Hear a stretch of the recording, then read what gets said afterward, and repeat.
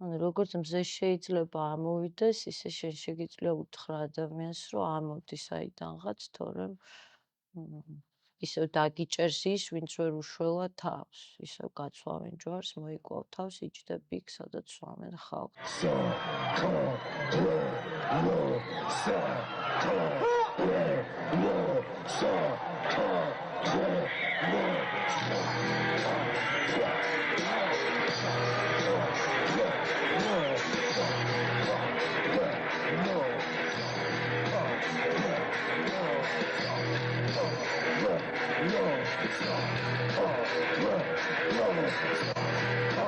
თვითონ აფრენი ჩაიწერა სხვადასხვა სტუდიებში, ხან ზოგი ინგლისში, ზოგი თბილისში, ზოგი გერმანიაში და ამ უკვე იყო ბევრად უფრო ესეთი ერთიანი ალბომი, კონცეპტუალურად შეკრული და რაც მთავარია, სტუდიაში ირაკლი ქართულ ჩანაწერებში მუშაობდა.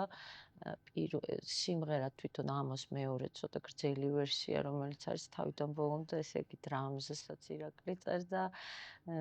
რა ვიცი მე, ყველა ინსტრუმენტზე მარაკასზე ირაკლი უკრავდა, გიტარაზე და უფრო ესეთი იყო მნიშვნელოვანი პროცესი ჩვენთვის ორივესთვის და ზოგადადაც, რადგან აბსოლუტურად ახალ ჟღერადობას მივაგენით თუ რაღაც ისე გამოვიდა, რომ ძირითად ტრეკებში ბას-გიტარა არ იყო, რაღაც სტანდარტები, როდესაც ირღვევა, ეგ მერე შენ გიწევს სხვანაირად შეინარჩუნო ბალანსი საუნდის და იყო ამ მხრივ ძალიან საინტერესო, რადგან მის გიტარას უნიკალური, ძალიან სპეციფიური ჟღერადობა ჰქონდა, პლუს ამ ყველაფერთან ერთად იყო ის მომენტი, რომ ბასი, როგორც ვთქვი, თითქმის არ არის ალბომში და დრამზე, ესე იგი, ზოგ ადგილებში თვითონ უკრავს, რაღაცა საინტერესო მუშა პროცესი იყო, სადაც იბადებოდა აბსოლუტურად ახალი.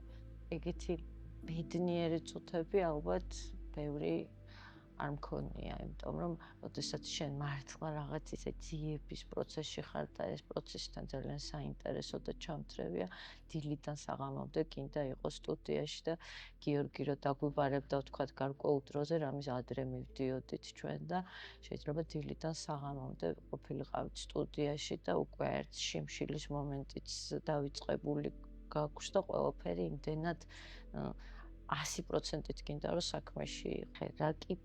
რა კი ამო ქვია იმ ტრეკს, რომელიც არის main track-ი და ორი ვერსია არის ამოსი. დანარჩენები, ასე ვთქვათ, ნელ-ნელა ხორცი შეისხა, მაგრამ ზუსტად ვიცოდი, რომ უნდა ყოფილიყო უსაფრთხოება. ზუსტად ვიცოდით, ანუ იდეურადაც ემთხვევა მე, როგორ ხდება, იცი, არაფერი შემთხვევით უკვე აღარ ხდება, როდესაც შენ აბსოლუტურად გახსნილი ხარ კოსმოსისთვის და გარემოსთვის, რა და კონცეფციისთვის პირველ რიგში. მერე თავისით ვაგდება ყველაფერი ძალიან ზუსტად, იმიტომ რომ უსაფრთხო, ანუ ეს ამო რა არის, ფაქტურად გაფრთხილება საიდანღაც, სადაც ხარ და შეიძლება კარგად გრძნობდე თავს, მაგრამ ყოველთვის არის კიდევ და კიდევ განვითარების შანსი და კიდევ უნდა ამოხვიდე. მაღალ საფეხურზე ახვიდე უფრო და ამისთვის ახლა იგივე უსაფრთხოება იქნება, სექსი იქნება, სხვადასხვა კომპოზიციები ყველა იდეალურად არის განლაგებული ამ ალბომში და დრამატურგიაც დაცულია რა, ეს პირველი როგორც იწყება, რითიც მთავრდება, ყველაფერი ძალიან დაბალანსებულია. ხშირად ვამბობ, ეხლაც გავიმეორებ, რომ მე გიორგი ასელიშვილი და დათო ხარაძე ვით სტუდიაში ვიყავით, მივედით ირაკლისთან, ეს არის 99 წელია თუ 98, შეიძლება 97. და უთხრეთ, რომ ეს სტუდიას ხსნით, გვაქვს ჩვენი აპარატურა, რაღაც ვიყიდეთ, კარგი მიკროფონი, პულტი, რაღაც კომპიუტერი და რაღაცები და გვინდა რომ ჩავწეროთ ალბომი. შენი ალბომი გამოუშვათ. ხო და მაშინ ირაკლის ერთის იყო ეს გერმანიაში დაბეჭდილი კასეტა Swan Songs მეტი არის. ვარცდები. ხო და ისა მე ბევრს გიჟი ვგონი ვარო და რატომ მოხვედით, ვარ გეშინია თუ გიჟთან რომ მოხვედით თუ ჩვენ უთხრეთ რომ ჩვენს გიჟები ვართ ხო და ერთად გავგვიჟდეთ ხო და ესე დავიწყეთ მე მეგობრობა და ალბომების კეთება.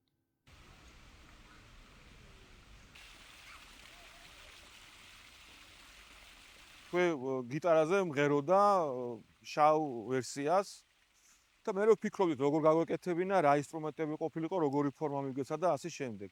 აი ესე არის ჩაწერილი, მართალია ამოში არ არის სიმღერა შესული, მაგრამ სულს მოგცემ აკუსტიკური ვერსია როა, ყველაზე ცნობილი ვერსია. აი ესე ნამღერი არის შავად, რომ აი ესეთ სიმღერა დავწერო, იმღერა და მე უნდა გაგვეკეთებინა. მე ცალ-ცალკე მეც გავაკეთე, ირაკლიმას გააკეთა, მაგრამ ერთად არ გავიკეთებია და აი ესეთ ფორმებში მოქონდა რა, აკუსტიკური გიტარა და ვოკალი. მე უკვე მიდიოდა ფორმის შერჩევა, როგორი ყოფილიყო და რა. საქართველოს ქონდა ირაკლის ჩაწერილი, უკვე კლიპი გადაიღო მანამდე. და საახალწლო გადაცემისთვის რა. და ჩვენთან რომ მოიტანა, არხებად მოიტანა, უკვე ჩაწერილი. მე შევთავაზე რომ რეჩიტატივი ქონდა ცოტა 7. აი ვიდეოს თუ ნახავთ თქვენ, იქ ნახავთ რომ სხვანაირი ვოკალია. და მე შევთავაზე და აგრესიული რეჩიტატივი ჩაეწერა და ეს მეორე ვერსია არის, რომელიც ალბომში არის შესული, უკვე სხვა ვოკალი. მოვიდა დრო რომ კიდევ ერთხელ მოერიო თავს მე გაძლევს რომ სიყვარული კიდევ აღარ გავს იცი ყოველთვის და ყველგან ვატარებდი წელს მე მოგწევ ძალას მოერიო და შემგემუქთებს მომხედავ შენი გამზარული გული ჩემი წელს შენი სიყვარული აზრი აღარ აღწევს ალბომში ჩემი საყვარელი ტრეკი ამო, თვითონ ამოა, ეს გრძელი ამო, მაგრამ ძალიან გულშემატკივრობდი, როგორც თქვი იმას, უსაფრთხოებას და სექსის, ანუ რიგში ჩავაყედე უსაფრთხოება ამ ალბომის რა. ძალიან მინდოდა რომ შესულიყო და მაგის გამო მახსოვს 3 თვე მეცადინე გიტარაზე, რომ მაგ ტრეკში მე დამეკრა. და ბაში რატომღაც ისევ წერდით, რომ თავი დაბოლოდი, ანუ გაუწყვეტლი. და დაგეკრა და უბრალოდ ხელი მძვრებოდა და რაღაც კუნთი დავიყედა მგონი ხელზე, რომ ეს რაღაც არ ვჭრიდით თუ რაღაც არ ვიცი, მაშინ ტექნოლოგიურად არ ვიყავით ისე წინ წასულები თუ რა იყო. რაღაცნაირად ერთი შეცდომა თუ იყო, მე თავიდან და გადაგეწერა ყველაფერი. ხება ამ ალბომს აქვს 3 კლიპი თუ არ ვცდები, მათ შორის ერთ-ერთი არის სიმღერაზე სექსი.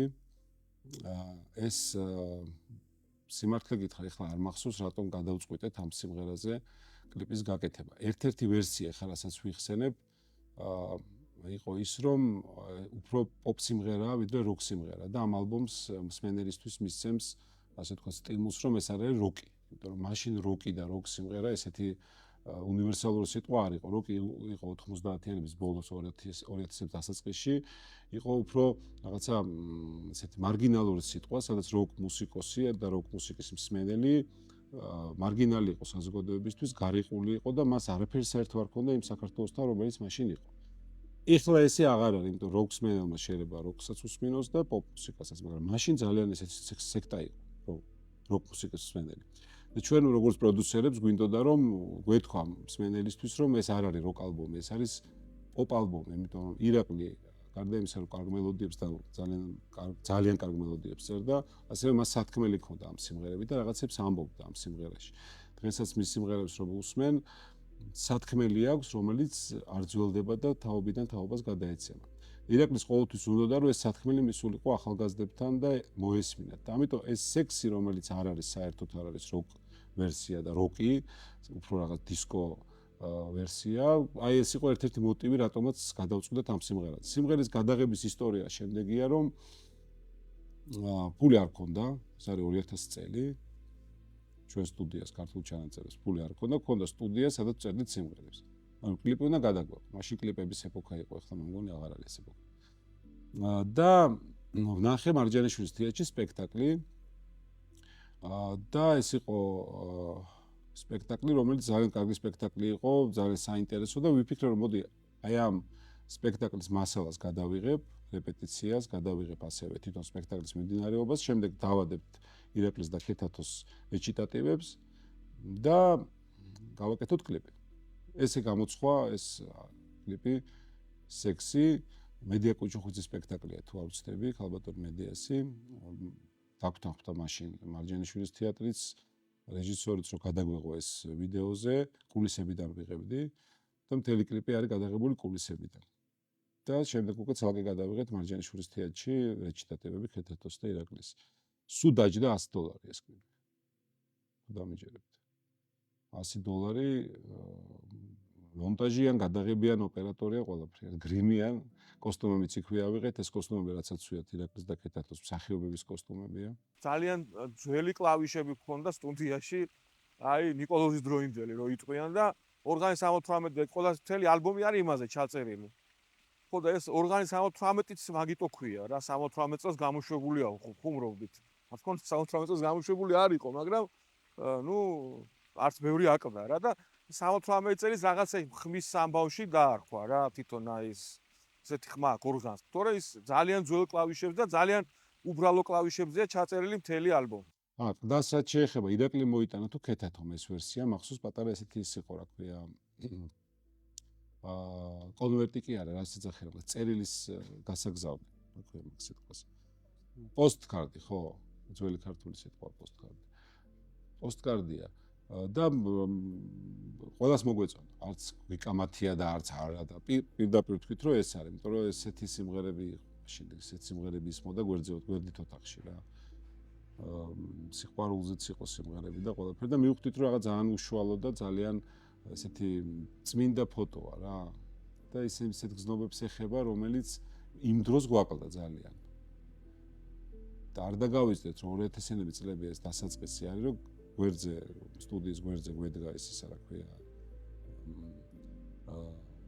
დვიჟოკი ესე ძველი ქართული სიტყვაა და ნიშნავს ელექტროენერგიის მომწოდებელ მანქანას და ეს ქოქავდი ისევ წერდით და იყო ლატრი კიდე ლატრი იცით რა არის არ იცით ლატრი არის ესეთი გვალი დანადგარი და მაჩვენებელი აქვს ვოლტაჟის და ესე აუწევდით რომ 220 ყოფილიყო ეს აპარატურა არ დავდა შეიძლება დავარდნილიყო და აბა დენმა დაიკლო აი ესევ წერდით რა და მაშინ ეს სათქმელი 10 მაგათის მოდა არ წუნებული ვიყავით რომ ეს სათქმელი მივიდოდა და არის თუ არ დამოიწყდება აი რომელიღაც ერთ კონკრეტულ ტრეკს მაგალითად ველოდებოდით რომ პრემიერა შედგებოდა მაშინ ერთ-ერთ მაშინ სულ რამოდენიმე რადიო იყო და რადიო ასექსში სექსის პრემიერა უნდა შედგარიყო და ძალიან რომ ველოდებით ამას და რაღაცა მართლა იცი რა თან მაშინ ინტერნეტი ესეთი ის რო არ იყო ამდენი ინფორმაცია რო არ იყო ჩვენს გარშემო ზოგადად ადამიანების გარშემო უფრო მეტი მნიშვნელობა ჰქონდა ყველაფერს უფრო მეტი დატვირთვა და დანიშნულება და რა ვიცი სიმძიმე თუ არ ვიცი მე და თვითონ აი ესე იგი ამ კომპოზიციის გამოშვებას ხალხამდე მიიტანას როგორ რაღაცნაირად ისე ველოდებოდით მახსოვს იმიტომ რომ ისაც ჩვენში დაგროვდა მე ამ ყველაფერს რო უზიარებ, ну ძალიან ისეთი პროცესია ეს, თან საინტერესო, იგივე უსაფრთხოება განსხვავებული ჟღერადობის არის, სექსი ორგანი განსხვავებული და მაგითაც არის დაბალანსებული ალბომი რა. ანუ რაღაცაზე თავს კი არ დებ, რომ ან ესეთი ხარ, ან ისეთი, ეს არის სხვადასხვა სტილი თვითონ მუსიკაური, გამოხატვის სხვადასხვა საშუალება. შეიძლება ცოტა ელექტრონიკაც იყოს, იქ ჯაზის ელემენტები იყოს და გენიალური არის ისევ წვიმს, მაგალითად ბასზე უკრავს უჩაგუგუნავა იქ და კახუჩევა დრამზე და რაღაც ისეთია უფრო ჯაზისკენ მიდის, უცებ ამ დროს კიდე სხვანაირი კომპოზიცია. მრავალფეროვნება იყო თვითონ ყოველთვის ირაკლის ალბომებში და 60-ით განსხვავდება, თუმცა კონცეფცია ერთი. ხო და ნუ რა ვიცი ძალიან საუკეთესო წუთებია და პერიოდი ჩემი ცხოვრების ამ რა ვიცი ალბომზე ამაზე მუშაობა და ძალიან მედიტატიური. კარგი სიტუაცია გქონდა ჩვენ სტუდიაში, იმიტომ რომ ეს ჩვენი სტუდია იყო, არავინ არ გვაჩქარებდა, საათებს და წუთებს არ ვითვლიდით, ფული გადასახდელი არ იყო, რასაც გვინდოდა იმას ვაკეთებდით და ამ ხრივ კომფორტულად მუშაობდით და ძალიან კარგად მახსენდება თვითონ სამ დავიწყებდით ჩაწერას, როდესაც მოდიოდა ირაკლი და ქეთათი სტუდიაში, ყავას სვამდით ხოლმე. ხსნადი ყავა, სად იყო მაშინ აპარატის ყავა. ხსნადი ყავა იყო ნესკაფე თუ რაღაცა. სიგარეტი, ყავა, მე შევდიოდი სტუდიაში, მე ისე ლაილაი, მე საღამოს მივდიოდით, ან დავლევდით, ან არ დავლევდით და ვლაპარაკობდით, ეს დრო კარგად მახსენდება და ბევრ რამეზე ვლაპარაკობდით, არა მარტო მუსიკაზე, თვითონ წიგნებზეც ვლაპარაკობდით, ლიტერატურას რეკაც უყვარდა. ძალიან ვლაპარაკობდით იმაზე, რაც ხდებოდა მაშინ საქართველოში 2000-იანების დასაწყისში, სად ვიყავით, როგორ წავალთ. და ეს განცდა ყოველთვის ჰქონდა მაშინაც ირაკლის, რომ ამ მუსიკით შეიძლება რაღაცა შეიცვალოს, ყოველ შემთხვევაში ერთი აგური იყოს იმისთვის, რომ მომავალი თაობა სხვანაირი იყოს. იმიტომ რომ ის სიმღერაც რაც არის საქართველოს, ეს უბრალოდ რეჩიტატივი ხო არ არის. ეს არის ტექსტი, სადაც ირაკლი იმას ლაპარაკობს, როგორ ხედავს ამ ქვეყანას. და ეხლა როდესაც თქვა ამ ეს ევროპის ჩემპიონატმა ჩაიარა და უკვე პატრიოტული რაღაც ყველა ნაკრების გულში მატკივარი დავა საქართველოს დავა ეს და მანამდეც ბევრი რაღაც მოხდა რაც ჩვენში პატრიოტიზმის გამოიწვია, მაშინ ესე არ იყო, რაღაცა მიძინებული იყო ეს ნობები და რაღაცნაირად სვისი ქვეყანასავით იყო აქ ბევრისთვის. და ჩვენ გვინდოდა რომ ამ სიმღერებით ესე არ ყოფილიყო. გაზრდილიყო თაობა, რომელიც იტყოდა რომ ეს ქვეყანა ჩვენი მოსავლელია. მოვიდა დრო რომ კიდევ ერთხელ მოერიო თავს. ეხლა აბა ინგლისურად თავით. როგორ იქნება ინგლისურად? Here comes the sun. ოს სხვა რამე გამო მოვიდა დრო რომ კიდევ ერთხელ მოერიო თავს. აბა უთხარ ახლა თაობას და ესმის რომ აი მოვიდა დრო რომ ხე კიდევ ერთხელ მოერიო თავს რომ ადექი და რაღაც გააკეთე. ხო? და ყველა თაობას ეხება ეს. 2000-იანებისაც, 10-იანი წლების, 20-იანი წლების. მოწონდათ, აღფრთოვანება იყო და ეს იყო მნიშვნელოვანი ჩვენთვის, აღფრთოვანებული მსმენელი და სხვათა შორის მახსოვს ძალიან თვალნაცვლივ ახალი გამოცემული იყო ალბომი, რომ იქ რომელიღაცა თემას უცებ, თქვათ, ერთ-ერთი თემა მახსოვს ვიოლინოზე, მგონი რობის შვილი იყო, პატარა იყო ბავშვი, მან დაუკრა უცებ ვიოლინოზე. ან უცებ ვერო მუსიკოსებმა განსაკუთრებით აიტაცეს, რა. იცი რა, ყოველთვის იცი რაღაც ისეთი ვარ, ღრმად ჩაწუდება ადამიანს. რას უშვებ იცი მაინც ასე თუ ისე. ეს ალბომი, რომელიც ახლა გამოდის ფირფიტაზე, დავბეჭდეთ ასევე 500 ცალი. და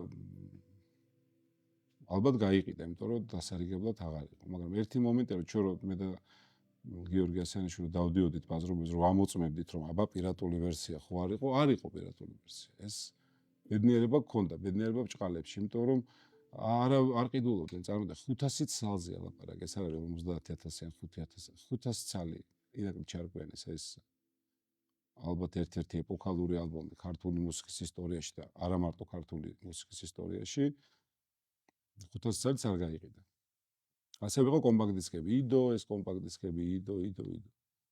ხო და ამიტომ ამ ხრივ ირაკლი ხშირად ამბობდა ხოლმე რომ ჩემი მუსიკა არის მეინსტრიმი, ანუ მთავარ ხაზს ვატარებ მე და მე ვაკეთებ მუსიკას, რომელიც ყველასთვის არის. ეს არ არის მარტო როკი, რომელიც თქვა რაღაც შეზღუდული კონტინგენტი უსმის. არა, ყველა უსმის, მაგრამ სამწუხაროდ მაშინ ესე არ იყო, მაგრამ მოვიდა დრო, როდესაც ახლა ირაკლი ჩარკვიანი პოპულარულია, ყველა უსმენს, ბავშვიც, მოზარდიც, უფროსი ასაკის ადამიანიც და ის ადამიანი, ვისაც უყვარს პოპიც და ჯაზიც და როკიც, ანუ მართლა უნივერსალური გახდა მის სიმღერები.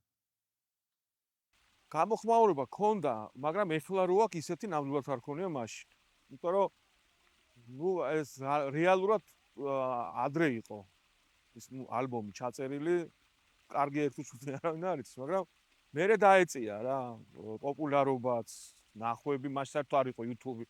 ანუ ორგანს ამოთრამს ხა ჩემი შვილი რო უსმენს სახში, რომელიც ხა 18 წლის არის, თან ცოტა მიკვით ამ სიამოვნებს, რომ რაღაცა ისეთი რანგას გავაკეთე 22 წლის წინ, რომ დღეს ჩემ შულს კიდე აინტერესებს, კიდე კი არა ძალიან აინტერესებს და რა თქმა უნდა ეს მაშინ ესე არ იყო. მაშინ ცოტა ყველა გვიყურებდა როგორც უცნაურ ხალხს.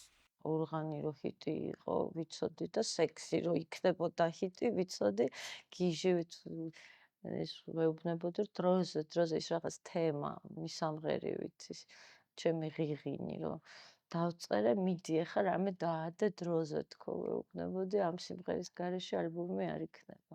ყოველთვის იცი რა არის ჰიტი.